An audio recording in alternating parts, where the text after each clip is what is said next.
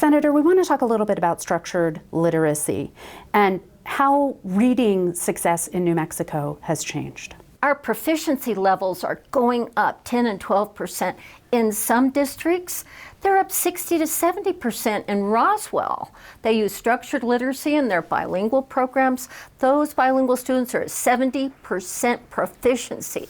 The students from poverty are at 65%.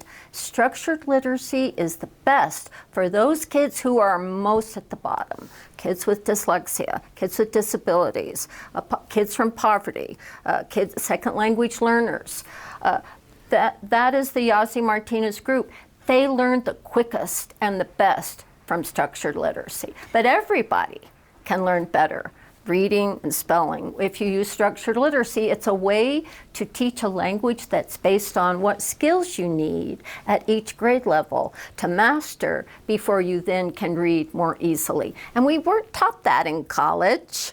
You know, we were taught to, well, let's just have fun in that classroom and read books and go on trips and talk about things. You got to do all that.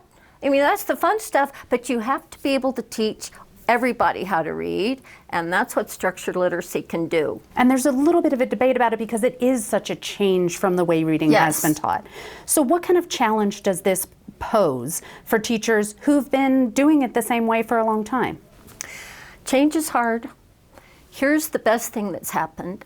We have spent $14 million a year for 5 years to train teachers. We've used the program that's called LETTERS, Language Essentials for Teachers of Reading and Spelling. And that teaches teachers the science of reading, how kids actually learn to read, and how they can help them at every one of their grade levels.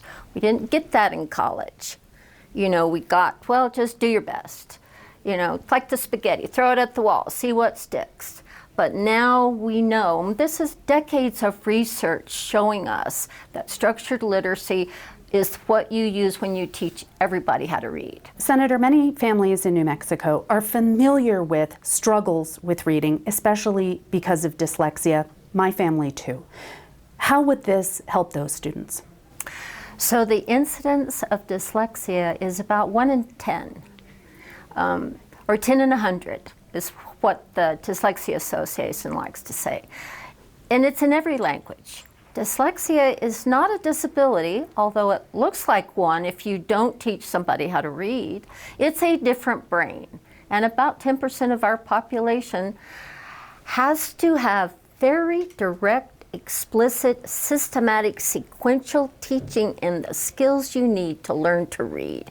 And if you do that with kids with dyslexia, and you catch them early, and we passed the bill to do the screening in the beginning of first grade, and then to train all teachers on structured literacy. If you do that, we will catch more of these kids earlier, and they will learn to move past their dyslexia. They'll learn to read.